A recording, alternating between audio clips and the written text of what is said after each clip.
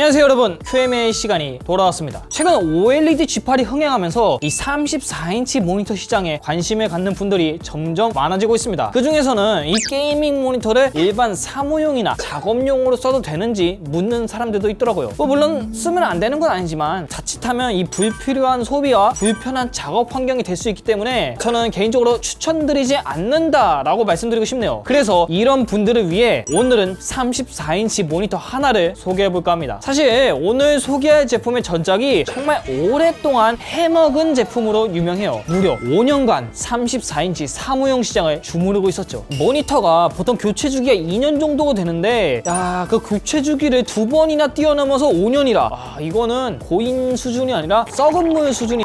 사실 이 제품이 이렇게 롱런할 수 있었던 가장 큰 요인은 바로 이 충실한 기본기 덕분이지 않을까 생각합니다. 다른 사람들에게 모니터를 보여줘야 되는 이 직장인 분들이나 작업물의 왜곡을 신경 써야 하는 3D CAD, 영상 편집 이런 작업자 분들에겐 가장 기본적이면서도 중요한 스펙 중 하나죠. 이 제품에 아쉬운 점이 있다면 이제는 좀 오래돼 보이는 디자인 이런 게 있을 것 같아요. 그런데 이 삼성도 양심은 있는지 풀체인지로 나타났습니다. 바로 삼성전자 S34 C500. 지금 제 왼쪽에 있는 게 5년간 사랑받았던 바로 그 녀석이고요. 그리고 오른쪽에 있는 게 이번에 풀체인지된 신형 모델입니다. 앞서 말했듯 이 평면 디스플레이는 그대로 들어갔는데 디자인적으로 상당히 많이 변했어요. 구형은 투톤 컬러로 사무직 느낌이 강했다면 이번 신형은 뷰피니티 S8처럼 깔끔한 디자인을 보여주고 있습니다. 베젤도 꽤 많이 줄었네요. 그래서 그런가 이 사무용 모니터보다 약간 영상 편집 전용 모니터 같은 그런 느낌이 들기도 합니다. 그렇다면 이 제품의 디스플레이 측정값은 어떨까요? 첫 번째로 세격입니다. sRGB 영역은 97.1%로 무난한 수준이었지만 디지털 영상 콘텐츠를 위한 DCI P3는 77.1%, 인쇄 작업물에 관련되는 어도비 RGB는 81.6%였습니다. 물론 칼 같은 6300켈빈 수준으로 안정적인 색온도를 보여줄 수는 있었지만 어도비 RGB, DCI P3 이렇게 광세격 기준을 요구하는 작업자들에겐 단독으로 사용하기 어렵다라는 생각이 듭니다. 색품질 저는 6점을 드리고 싶네요. 만약 전문적인 작업이 필요하신 분들은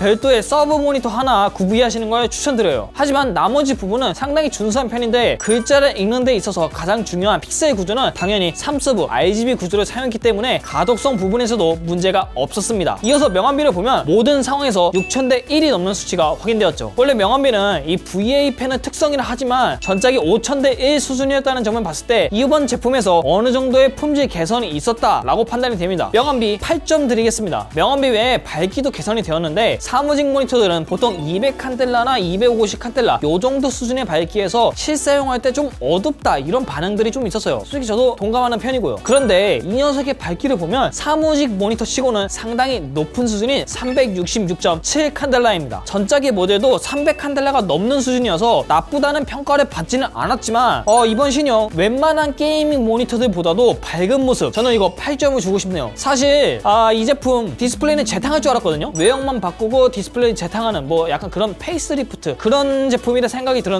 밝기나 명암비에서 개선이 있었다는 점 사실 예상하지 못한 부분이라 좀 놀랐습니다. 그리고 이번 제품에서 가장 큰 변화점 바로 주사율입니다. 전작의 경우 사무용 모니터답게 75Hz 이런 주사율을 사용했는데 이번에는 무려 100Hz입니다. 실제로 저희 K자손 사이트 내에서도 이 사무용 모니터를 얘기를 할 때 주사율이 낮아서 아쉽다는 분들이 많으셨는데 그런 분들에게 이번 제품의 100Hz 주사율 속기 타는 스펙이지 않을까 싶어요. 근데 민수씨, 내가 궁금해서 그러는데 고주사율 모니터를 쓰면 뭐가 달라져요? 에이, 마우스만 돌려도 알지.